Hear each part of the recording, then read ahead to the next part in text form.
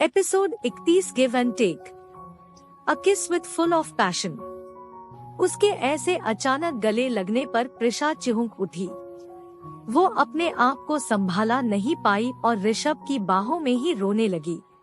पहले ही वो क्रिश और अपने फैमिली के बीच में क्रिश को चुन चुकी थी और अब इस शादी के बदले उसकी आजादी, उसके सपने भी उससे छीन लिए जा रहे थे।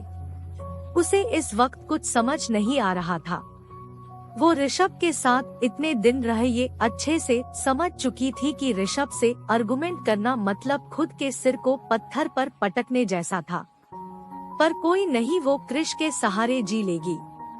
अपने सपनों और आजादी से ज्यादा उसे क्रिश की हंसी में, उसकी बातों में सुकून मिलता था। यही सब सोचते हुए उसके हाथ कब ऋषभ की पीठ पर कस गए ये उसे ही समझ नहीं आया। वही प्रिशा को ऐसे अपने वजह से रोते देख ऋषभ का दिल दर्द करने लगा। वो प्रिशा को चोट पहुंचाकर खुद के दिल को दर्द दे रहा था, पर ये दर्द जरूरी था प्रिशा के सेफ्टी के लिए। अब आगे प्रिशा तो बस ऋषभ की बाहों में रोए जा रही। उसने ऋषभ के शर्ट को अपने हाथों की मुट्ठियों में कस के पकड़ रखा था। वो रोकर अपने दिल को हल्का कर रही थी और ऋषभ की बाहों में उसे अनजाने सुकून का एहसास हो रहा था। ऋषभ के उसके करीब आने से उसे कभी भी अनकंफर्टेबल वाली फीलिंग नहीं आई। उलट ऋषभ की करीबी उसे हमेशा से ही एक अलग सा अपनेपन का एहसास कराती थी और इस अजीब से सुकून भरे एहसास से वो बस दूर भागना चाहती थी। अपने मन को हल्का करने के बाद प्रिशा ने अपनी गर्दन हल्के से ऊपर उठाकर अपने आंसू भरे आँखों से ऋषभ को देखा। ऋषभ बस आंखें बंद कर प्रिशा को अपने करीब महसूस कर रहा था। प्रिशा ऋषभ से दूर नहीं हुई, वो बस ऋषभ को पनीली आँखों से देखे जा रही थी। उसने ऋषभ को इतने नजदीक से कभी देखा नहीं था। उसका हैंडसम सा गोरा मुखड़ा, बड़ी बड़ी पलकों वाली बंद आंखें, शार्प नोज, उसके गुलाबी मगर ठंडे पड़े होठ और उसके चेहरे की सॉफ्ट स्किन एसएसएस। प्रिशा उसके चेहरे को एकदम बारीकी से नोटिस कर रही थी और ऋषभ को ताड़ते हुए उसके मन में एक ही सवाल चल रहा था, जिसकी वजह से उसके आंखों में आंसू आए थे। उसी की बाहों में वो सिमट कर रोई, पर क्यों? पर इस सवाल का जवाब इस वक्त प्रिशा के पास नहीं था और ना ही वो इस सब के बारे में सोचना चाहती थी। बीबी, अगर तुम ऐसे ही मुझे निहारती रहोगी तो मैं बता रहा हूँ, मैं कुछ कर दूंगा। ऋषभ ने धीरे से अपने आंखें खोल अपने आप को ताड़ रही प्रिशा को देख अपनी एक आय को विंक कर शरारती लहजे में कहा। उसकी बात सुन प्रिशा की आंखें हैरानी से बड़ी हो गई। उसने जल्दी से ऋषभ के सीने पर अपने दोनों हाथ रख उसे अपने आप से दूर ढकेला और उसके बाहों की कैद से आजाद होकर उससे थोड़ी दूर जाकर खड़ी हो गई। बेशर्म गिरगिट कहीं का, पता नहीं अपने आप को क्या समझता है। इसने धोखे से मुझसे उन पेपर्स पर साइन भी ले लिए और अब मुझे ना चाहते हुए इसकी बेकार सी शर्तें माननी पड़ेगी। पर मैं अपनी जॉब क्विट करना नहीं चाहती। पर इस गिरगिट को कौन समझाए और समझाने पर ये मानेगा भी नहीं। हो प्रिशा अपनी नम आंखों से ऋषभ को घूरते हुए मन ही मन बड़बड़ाई। बीबी, तुम्हें मेरी जितनी भी तारीफ करनी है तुम सीधे अपने मुंह से कर सकती हो, बातें दिल में रखना अच्छी बात नहीं होती ना, इसलिए कहा। प्रिशा के मन चल रही बातों को अच्छे से समझते हुए ऋषभ ने एक शरारती मुस्कान के साथ उसका मजाक उड़ाते हुए कहा। उसकी बात सुन प्रिशा ने उसे घूर कर देखा। उसका बस चलता तो वो ऋषभ को पूरे दिन भर कोसती रहती और वैसे भी उसे अब काम ही क्या था। पर खैर, इस पत्थर दिल गिरगिट के मुंह क्या ही लगाना। यही सोच प्रिशा चुपचाप स्टडी रूम से बाहर जाने के लिए बढ़ी। वैसे तुम्हारे इन आंसुओं को देख मेरा ये कोमल सा दिल पिघल गया है, इसलिए मैंने सोचा है एसएसएस की मैं अपनी बीबी को उसकी सो कॉल्ड ड्रीम जॉब की छोड़ने के लिए नहीं कहूँगा। पर इतना कह ऋषभ ने एक स्मिर के साथ अपनी बात अधूरी छोड़ दी। वहीं ऋषभ के मुंह से अपने जॉब की बात सुन प्रिशा के बढ़े हुए कदम अपने आप ही रुक गए। पर क्या? उसने पीछे मुड़कर ऋषभ की तरफ देख आंखें टिमटिमाते हुए पूछा। वो ऋषभ की आगे की बात सुनने के लिए उत्सुक थी। पर उसके बदले तुम्हें मुझे कुछ देना होगा। ऋषभ ने फिर से प्रिशा की तरफ कदम बढ़ाते हुए एक स्वीट सी वॉइस में कहा। उसकी चमकती पीली आंखें टकटकी लगाकर प्रिशा के गुलाबी होठों को घूरे जा रही थी। ऋषभ की नजरों को देख साफ पता चल रहा था कि उसे अब बस प्रिशा के उन गुलाबी रसीले होठों का रस पीना था। क्या? ऋषभ की बात सुन प्रिशा हैरानी जताते हुए झट से बोल पड़ी। आखिर इतने बड़े एम्पायर के मालिक को वो क्या ही से सकती है? सब तो है इस गिरगिट के पास, वो क्या ही उसे देगी? उसने मन ही मन सोचा। हाँ baby, just like give and take. Give me want, I want and take whatever you want. ये कहते हुए ऋषभ ने प्रिशा के करीब जाकर झट से उसे पीछे की ओर धकेल दिया। प्रिशा की पीठ सीधे स्टडी रूम के दरवाजे से जाकर टकराई।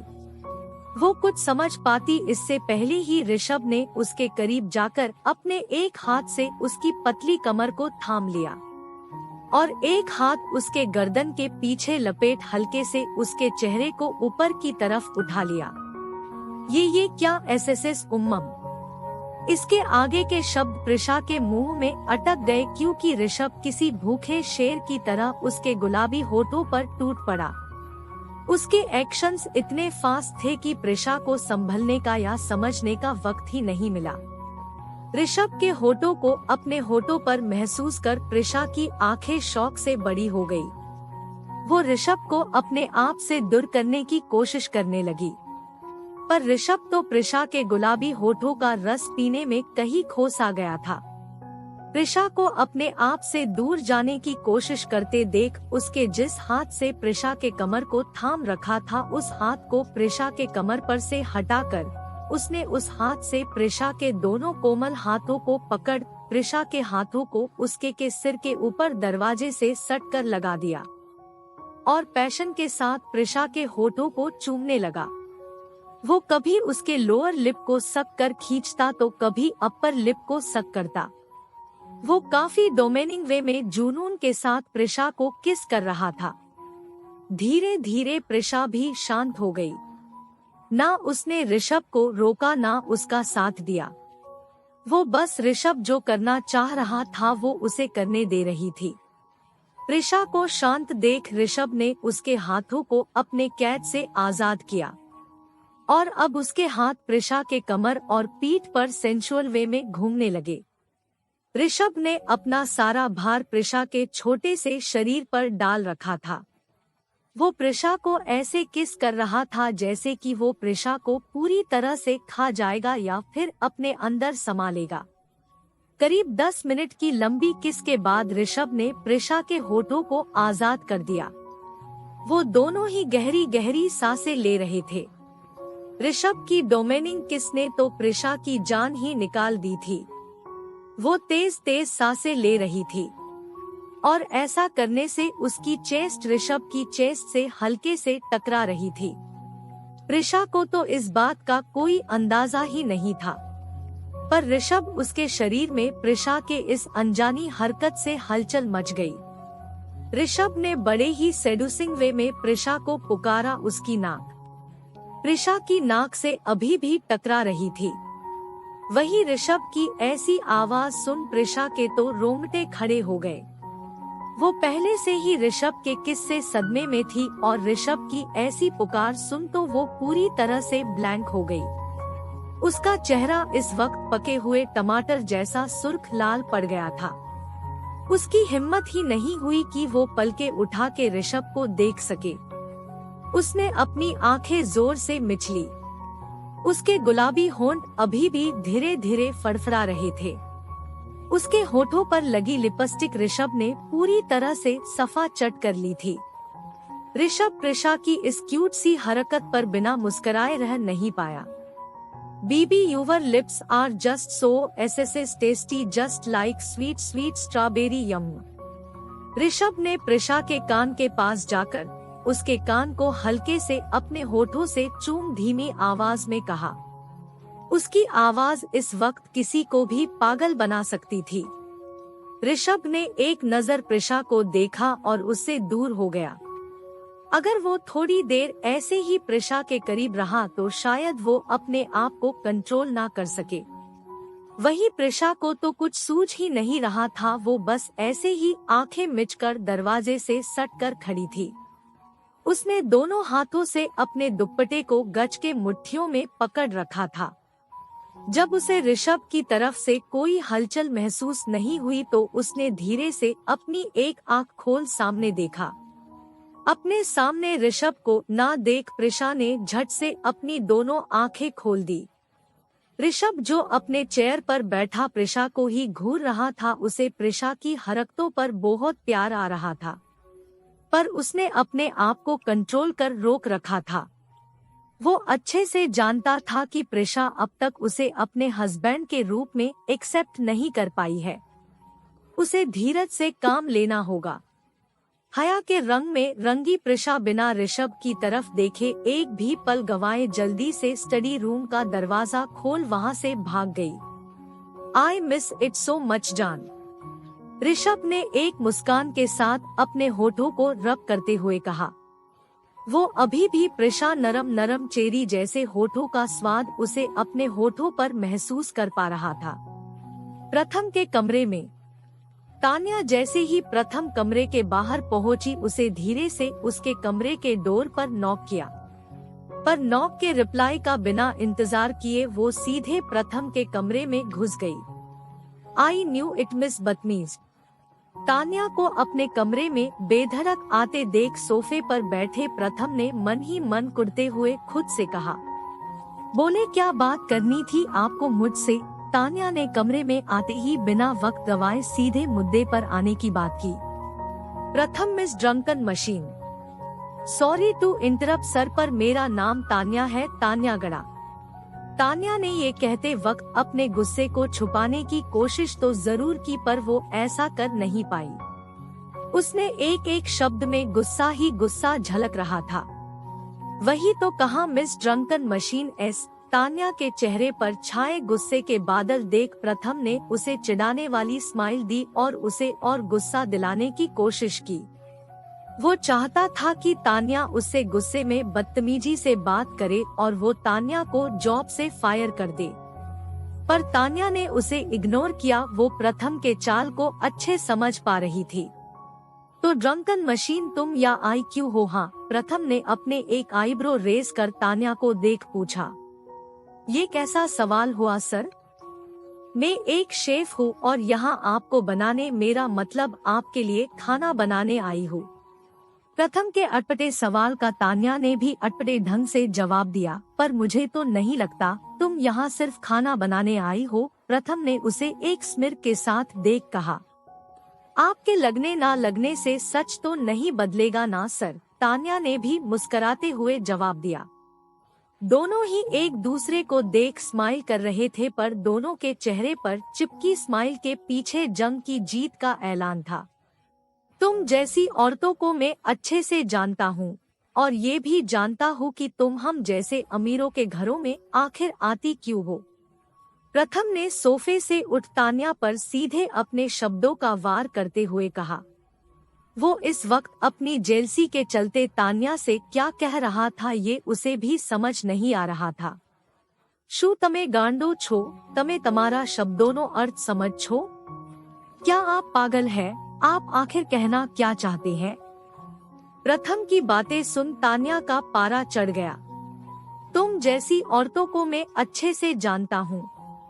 तान्या के दिमाग ये बात आग के गोले की तरह घूमने लगी, और जब भी उसे गुस्सा आता उसके मुंह से अपनी प्यारी गुजराती निकल ही जाती।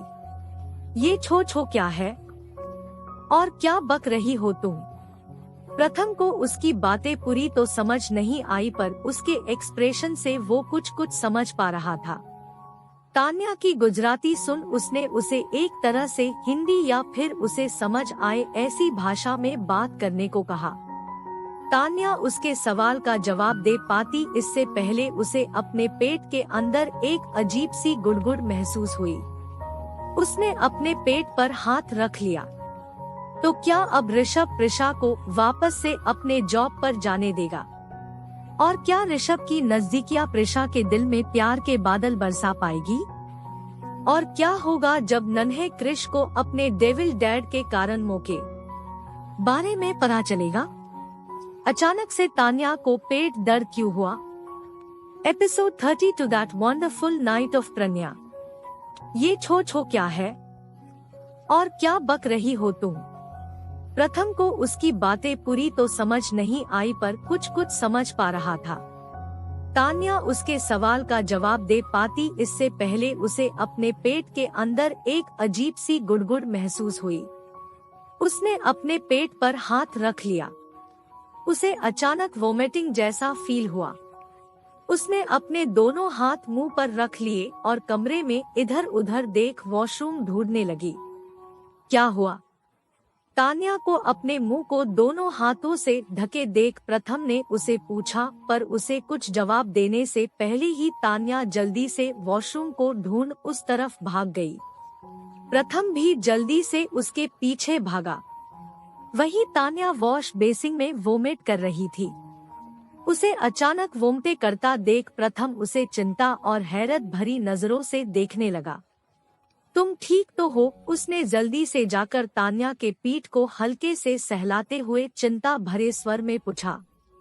वोमिटिंग करने के बाद तान्या ने वहां रखे नैपकिन से अपना मुंह पोंछा और जैसे ही जाने को मुड़ी उसके सामने प्रथम अपने एक हाथ में पानी का ग्लास पकड़े खड़ा उसे ही देख रहा था। ये लो। उसने पानी से भरा ग्लास तान्या के सामने करते हुए कहा। तान्या ने भी बिना किसी बहस के उसके हाथ से पानी का ग्लास लिया और धीरे धीरे पानी पीने लगी। उसके बाद दोनों ही वॉशरूम से बाहर प्रथम के कमरे में आ गए। तुम कही। प्रथम ने शॉकिंग एक्सप्रेशंस के साथ आधी अधूरी बात कह तान्या के पेट की तरफ इशारा किया। उसे अपने पेट की तरफ उंगली करते देख कुछ सोचते हुए तान्या की आंखें बड़ी हो गई। उसने अपने दोनों हथेलियों से अपने पेट को ढक लिया। ओह ना माता दी, ना थे सके। ओह नो माता दी, ऐसा नहीं हो सकता। उसने अपनी गर्दन ना में हिलाते हुए रोंदू एक्सप्रेशन के साथ कहा, कहीं तुम वो प्रेग्नेंट तो नहीं? तान्या के पेट पर कसे हाथ देख प्रथम ने अपनी आधी छोड़ी बात को पूरी करते हुए कहा। उन दोनों के चेहरे के एक्सप्रेशन इस वक्त देखने लायक थे। चुप रहो तुम पागल आदमी, अपना बकवास मुंह बंद रखो। तान्या उसकी बात सुन उस पर बरस पड़ी। उसे डर लग रहा था, अगर वो सच में प्रेग्नेंट हुई तो उसके पापा तो उसकी बैंड बजा देंगे। अब उसे यही कंफर्म करना था कि वो सच में प्रेग्नेंट है भी या नहीं। मैं घर जा रही हूँ, उसने प्रथम से जल्दी से कहा और वहाँ से बुलेट ट्रेन की स्पीड से निकल पड़ी। प्रथम ने जवाब में उसे कुछ नहीं कहा, वो बस उसे हड़बड़ी में जाते हुए देखता रह गया। उसे अपनी और तान्या की पहली मुलाकात याद आने लगी। SSS flashback. Club sunset. उस दिन मिस्टर दास से साथ मीटिंग करने के बाद प्रथम उनसे बातें करते हुए क्लब से बाहर जा रहा था। तभी उसे अपने मॉम का कॉल आ गया। मॉम इस वक्त क्यों कॉल कर रही है? फोन स्क्रीन पर फ्लैश हो रहे नाम को देखते हुए प्रथम अपने आप में बड़बड़ाया और मिस्टर दास को एक्सक्यूज कर वो फोन पर बात करने के लिए एक खाली कॉरिडोर की तरफ चला गया। वहीं मिस्टर दास ने पीछे मुड़कर प्रथम को उस कॉरिडोर की तरफ जाते देखा। शिकार जाल में फंस चुका है। उन्होंने अपने फोन से ये मैसेज टाइप कर किसी को सेंड किया और शातिर तरीके से मुस्कुराते हुए उस कॉरिडोर की तरफ देखने लगे। प्रथम उस खाली कॉरिडोर में अपने मॉम से कॉल पर बात कर ही रहा था कि उसे अपने शरीर के अंदर कुछ अजीब से बदलाव महसूस हुए। उसका शरीर धीरे धीरे गर्म होने लगा। मिस्टर दास के दिए ड्रग्स का नशा उस पर हावी हो रहा था। अपने शरीर में हो रहे इस बदलाव को महसूस कर प्रथम को ये समझते हुए देर नहीं लगी कि उसे मिस्टर दास ने कोई ड्रग दिया है। Mom, I will call you later, इतना बोल प्रथम ने झट से फोन कट कर दिया और अपने आप को संभाला। वहां से लिफ्ट की ओर बढ़ते हुए अपने ब्लेजर के पॉकेट में कुछ तलाशने लगा। ओ शीट, उसने अपने ब्लेजर को उतार गुस्से से उसे वहीं पर एक कोने में फेंकते हुए कहा। उसके साथ ऐसा काफी बार हो चुका था, पर उस वक्त उसे संभालने के लिए या तो उसका असिस्टेंट उसके साथ होता या फिर ड्रग्स एंटीडोट की मेडिसिन, पर वो आज दोनों को ही उसके साथ नहीं थे। इस बात से वो चिढ़ गया। वो जल्दी से लिफ्ट में चढ़ा और उसने 7th फ्लोर का बटन प्रेस किया। ये क्लब राजवंश कॉरपोरेशन के अंडर आता था। इस वजह से क्लब का पूरा 7th फ्लोर हमेशा से ही ऋषभ और उसके करीबियों के लिए बुक रहता था। उसका सिर धीरे धीरे चक्कराने लगा था, आंखें भारी होने लगी। ड्रग्स का नशा उस पर हावी हो रहा था। मिस्टर दास ने उसे ड्रग्स का हाई डोज दिया था। उस वजह से उसके अंदर की गर्मी लगातार बढ़ती जा रही थी। आह! अपने शरीर में बढ़ती गर्मी को बर्दाश्त न करते हुए वो कराह उठा। उसने अपने गले में बंधी टाई को ढीला कर निकाल फेंका और अपने शर्ट के बटन खोलने शुरू ही किए थे कि टिंग की आवाज के साथ लिफ्ट अचानक क्लब के 5th फ्लोर पर रुक गई। प्रथम ने धुंधली आंखों से लिफ्ट के डोर पर चमक रहे फ्लोर नंबर को देखा और फिर उसकी नजर लिफ्ट में एंटर कर रही लड़की पर पड़ी। पर्पल कलर के body hugging knee length one piece में वो लड़की कयामत लग रही थी। प्रथम बस उस लड़की की पीठ को घूरे जा रहा था। उसके दोनों हाथों की मुट्ठियां कसी हुई थी। वो अपने आप को कंट्रोल करने की कोशिश कर रहा था, पर उस लड़की से आ रही भीनी भीनी खुशबू उसे मदहोश कर रही थी। वही वो लड़की भी होश में नहीं थी। उसके दूध जैसे गोरे गाल रेडनेस से भर चुके थे। उसने बहुत ज्यादा ड्रिंक कर ली थी। इस वक्त शराब का नशा उसके सिर चढ़ा हुआ था। उसके पैर भी हल्के हल्के लड़खड़ा रहे थे।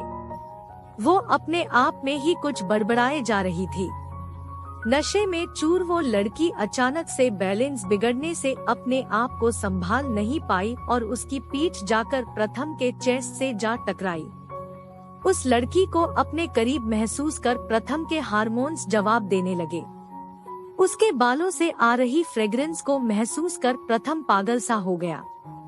उसका खुद पर से कंट्रोल छूट गया। उसने अपने दोनों हाथों की मुट्ठियां खोली और अपने मजबूत हाथों से उस लड़की की कमर को पकड़ उसकी नाजुक पतली सी को सहलाते हुए वो पीछे से ही उसके नेक पर किस करने लगा। आ शुम छे आ बधम, मने छोड़ी दो bastards, ah what the hell, leave me bastards. उस लड़की प्रथम की पकड़ से छूटने की कोशिश करते हुए गुस्से से चिल्ला कर कहा, पर प्रथम वो कहाँ रुकने वाला था। उसे तो उस लड़की की बातें भी सुनाई नहीं दे रही थी और समझ तो वैसे भी नहीं आने वाली थी। उसने उस लड़की की बातों को इग्नोर कर झट से उसे अपनी तरफ घुमा लिया और उसके होठों को अपने होठों की गिरफ्त में लेकर हमदर्दी उसे किस करने लगा। धीरे धीरे शराब के नशे में चूर वो लंकी भी मदहोश होने लगी। उसके दोनों हाथ प्रथम की शर्ट के कॉलर पर कस गए। वो बिना प्रथम को रिप्लाई दिए और बिना किसी रोक टोक के बस प्रथम को महसूस कर रही थी। तभी एक बार फिर टिंग की आवाज हुई। लिफ्ट के दरवाजे ओपन हुए। लिफ्ट 7th फ्लोर पर पहुंच चुकी थी। ये देख प्रथम ने उस लड़की को कमर से पकड़ ऊपर की तरफ लिफ्ट किया और उस लड़की के दोनों पैरों को अपने वेस्ट पर बांध दिया। वो लड़की भी बंदर की तरह उससे चिपक गई। प्रथम उसे ऐसे अपने कमर पर बांधे अपने रूम तक ले गया और रूम का डोर बंद कर उस लड़की को डोर से सटाकर फिर एक बार उसके गुलाबी होठों पर टूट पड़ा। वो लड़की भी उसका साथ देने लगी। किस करते हुए प्रथम अपने एक हाथ उसके कमर को सहला रहा था तो उसका दूसरा हाथ उस लड़की के गोरे मुलायम जांघों पर सेंसुअल वे में घूम रहा था। उस लड़की की सांसें तेज चल रही थी। उसके मुंह से धीरे धीरे सिसकियां भी निकलने लगी। ऐसा प्रथम ने उसके होठों को अचानक ही जोर से काट लिया। वो वक्त के साथ वाइल्ड होता जा रहा था। प्रथम के काटने से उस लड़की के होठों से हल्का खून निकलने लगा। उसके होठ सूजकर लाल पड़ गए थे। वो लड़की अब प्रथम को अपने आप से दूर करने लगी। Stop it baby, you are so tasty, let me taste you deeply. Pratham ने अपने होठों पर अपनी टंग फेरा कर उस लड़की को बेड पर गिरा दिया और उसके ऊपर आते हुए कहा। कुछ ही देर में उन दोनों के कपड़े रूम में इधर उधर फैल गए। उन दोनों के तेज सांसों की आवाजें और उस लड़की की सिसकियां उस रूम में म्यूजिक की तरह गूंजने लगी। प्रथम का फर्स्ट टाइम था और ड्रग्स के नशे में होने के कारण वो उस लड़की के साथ न जाने कितनी बार इंटीमेट हो चुका। उस लड़की के जिस्म पर तो उसने न जाने कितने ही अपने वाइल्डनेस से भरे बाइट मार्क्स छोड़ दिए थे। इसी तरह प्रथम ने पूरी रात उस लड़की के साथ लिपटकर गुजारी। अगली सुबह विंडो से आ रही हल्की धूप से प्रथम की आंखें धीरे धीरे खुलने लगी। उस सिर दर्द की लहरों से भनभना उठा। उसने अपने सिर को पकड़ जैसे ही बेड से उठने की कोशिश की, एक दर्द भरी कोमल आवाज उसके कानों पर पड़ी। वो लड़की जो उसके सीने पर सिर रख सो रही थी, वो अचानक ही प्रथम के उठने से बेड पर गिर पड़ी। उस लड़की के शरीर में असहनीय दर्द हो रहा था। उसे ऐसा लग रहा था कि कल रात उसे किसी ने जोर से पिटा हो। वही अपने आप की और उस लड़की की हालत देख शौक के मारे प्रथम की आंखें चौड़ी हो गई। You what I. प्रथम को तो अपनी हालत देख कुछ बोलते ही नहीं बना।